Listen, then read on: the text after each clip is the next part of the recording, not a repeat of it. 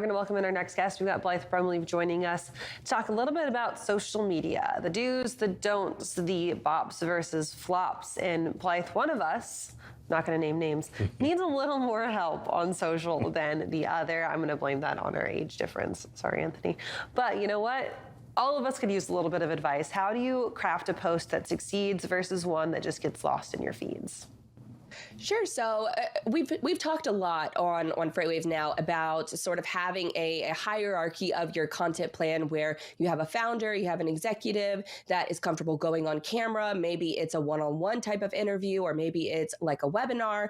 The idea is that you have this first sort of source of content that you can pull from to make social media micro clips, where you have that long form content that you can splice up into those micro clips. You can then turn it into an email newsletter, a LinkedIn newsletter, or you can turn it into text-based post on LinkedIn or X or any other social media platform that exists. But for a lot of folks out there, they're not comfortable going on camera. They're not comfortable, creating that video first type of content. And so I thought it would be fun to pull a couple of specific examples and show the audience today of what a specific post sort of looks like from a company perspective and then from a personal perspective. So let's see what we got there. I think we've got a couple of TikToks to talk through today. And TikTok is one of those ones that I think is very, very fascinating. Let's talk about what's going on. This is one from Truck Stop right here. Talk to us about this.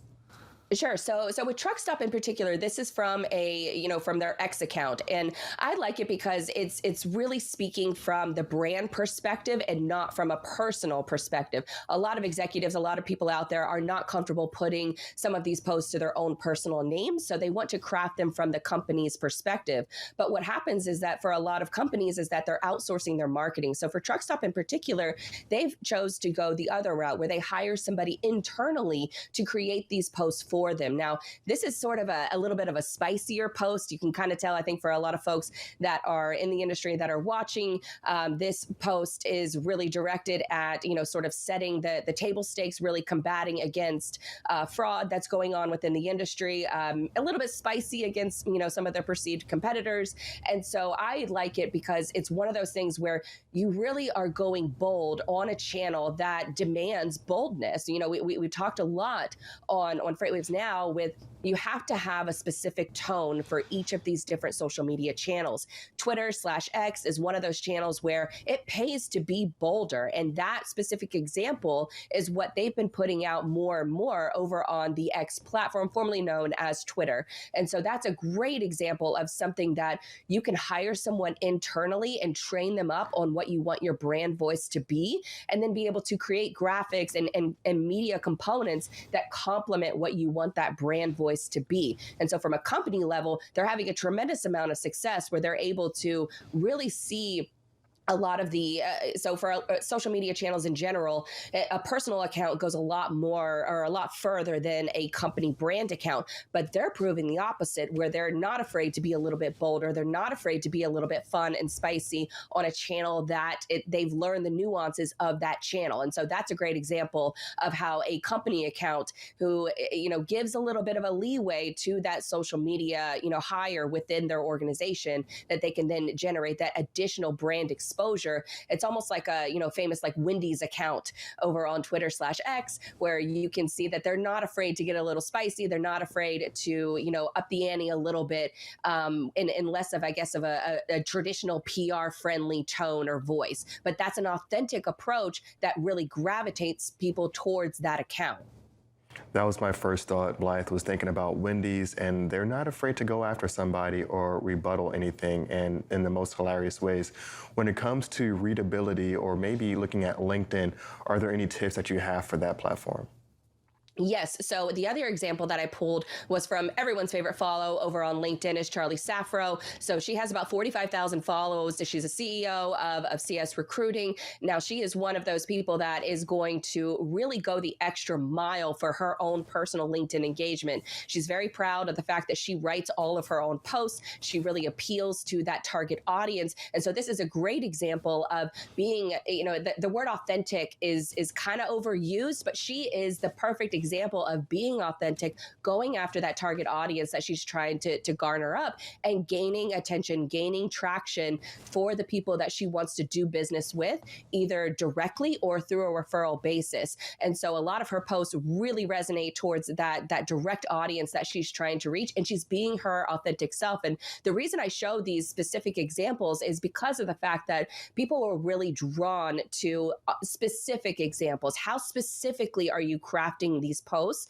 And then how specifically are you creating the messaging that you're going to actually post the thing that you're talking about? And so she is very vocal about the fact that she schedules a certain amount of time every single day to write a LinkedIn post. But then in addition to that, she also scheduled additional time to be engaging with other people's posts, liking and commenting. She schedules that time in her day, and she's very vocal about her approach to LinkedIn. And so that's a little bit of a peek behind the curtain on how some of these accounts really take their social media, and they're not just, kind of generic with like, a happy 4th of July or, happy Labor Day or whatever. They're coming up with specific examples and specific stories to tell on each of these channels that make sense for the channel that they're posting to.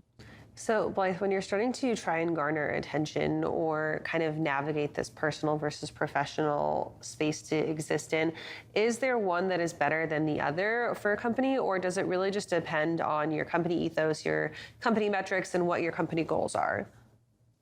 It's the famous marketing answer. It depends. It depends on who you have in the leadership within your company. And so if they're comfortable being on camera, if they're comfortable voicing their opinion, then I would say go for it. Because what you kind of would run into is that if you have someone who is maybe, a lower level employee, maybe a manager type level, you could potentially have them be the voice and the face of your company. And so you kind of have to manage that as well. If the CEO or the executive team is not comfortable being on camera, posting to social media, or even the company page itself. Now, a personal page will always garner more attention than a business page. That's just the way that social media channels work, because these social media channels, they want you to pay for advertising.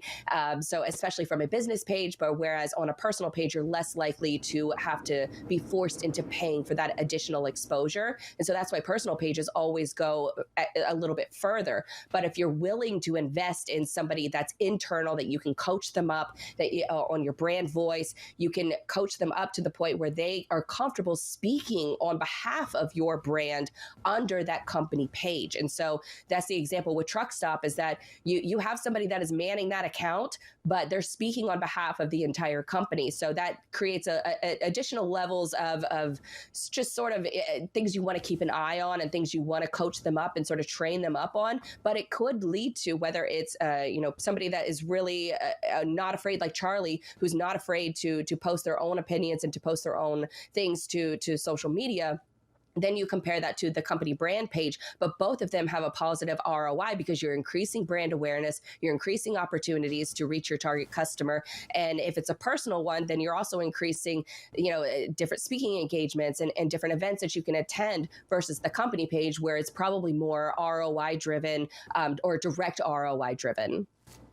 Blythe, dropping gems as always. If people want more of your content, where can they find you? Everythingislogistics.com. That's where all of my podcasts, email, socials, you can find it all there.